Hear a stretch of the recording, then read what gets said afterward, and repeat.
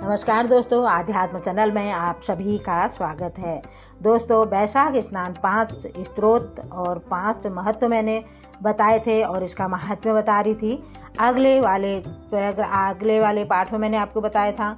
और अब मैं जहाँ पर पहले मैंने आपको बताया था कि जो मुनि शर्मा थे वह बुद्धि के बड़े स्थिर थे और वह यही विचार करने लगते थे कि 5 पुरुषों का उनके पास आए हुए थे और उन्होंने हाथ जोड़कर मुनि शर्मा को बोला था कि हमें आगे की जो कथा है उसको सुनाइए। तो उसी के आगे की कथा मैं आपको सुनाऊंगी। उन तीनों पुरुषों को किस तरह वो कथा सुनाते हैं, आप इस महात्म्य को ध्यान से सुनिए। आप कल्याणमय पुरुषोत्तम जान पड़ते हैं, हम दुखी जीव हैं, अपना दुख विचार कर आपको बताना चाहते हैं। द्विजराज, आप कृपा करके हमारी कष्ट कथा सुने। देववश जिनके पाप प्रकट हो गए हैं, उन दीन दुखी प्राणियों के आधार आप जैसे संत महात्मा ही हैं। साधु पुरुष अपने दृष्टि मात्र से पीड़ितों की पीड़ाएं हर लेते हैं और उनमें से एक ने सबका परिचय देना आरंभ कर दिया।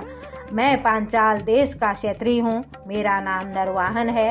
मैंने मार्ग में मोहवश बाण द्वारा एक ब्राह्मण की हत्या कर डाली।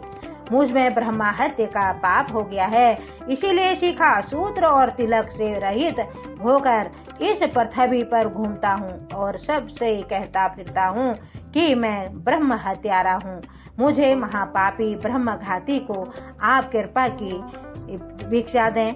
इस दशा में पड़े पड़े मुझे 1 वर्ष बीत गया है और मैं पाप से जल रहा हूँ। मेरा चित्त शोक से व्याकुल है तथा ये जो सामने दिखाई देते हैं इनका नाम चंद्र शर्मा है। ये जाति के ब्राह्मण हैं। इन्होंने मोह से मलिन होकर गुरु का वध कर दिया। मगध देश के निवासी हैं। इनके स्वजनों ने इनका परित्याग कर दिया है और ये घूमते घामते देहात वाले यहाँ आ पहुँचे हैं। इनके भी न शिखा है न सूत्र है। ब्राह्मणों का कोई भी चिन्ह इनके पास शरीर में नहीं है और इनके सिवा जो ये तीसरे व्यक्ति हैं, इनका नाम देव शर्मा है। स्वामी, ये भी बड़े कष्ट में हैं। ये भी जाति के ब्राह्मण हैं, किंतु मोहवश वैश्या की आसक्ति से फंसकर शराबी हो गए हैं। उन्होंने भी पूछने पर अपना सारा हाल सच सच कह सुनाया। अपने प्रथम पापाचार को याद करके इनके हृदय में बड़ा संताप होता है। ये सदा मन स्ताप से पीड़ित हो रहते हैं। इनको इनकी स्त्री ने, बंधु बांधवों ने और तथा गांव के सब लोगों ने वहां से निकाल दिया है। ये अपने उसी पाप के साथ भ्रमण करते हुए यहाँ आए हैं। हे चौथे महाशय जाति के वैश्य हैं, इनका नाम विदुर है। ये गुरु पत्नी के साथ समागम करने वाले हैं। इनके माता मिथिला में जाकर वैश्य हो गई थी। इन्होंने मोहवश 3 महीनों तक उसी का उपभोग किया, परंतु जब असली बात का पता लगा है तो बहुत दुखी होकर पृथ्वी पर विचरते हुए ये भी यहाँ आ पहुँचे हैं। हम में से ये जो 5वां दिखाई दे रहा है, ये भी वैसी ही है।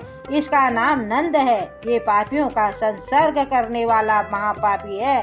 इन्होंने प्रतिदिन धन के लालच में पड़कर बहुत चोरी की है। पातकों से आक्रांत हो जाने पर इन्हें स्वजनों ने त्याग दिया है।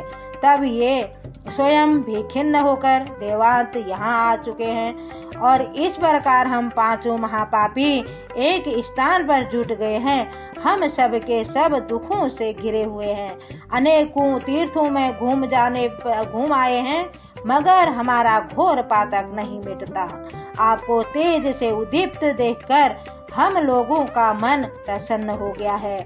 आप जैसे साधु पुरुष के पुण्यमय दर्शन से हमारे पातकों के अंत होने की सूचना मिल रही है।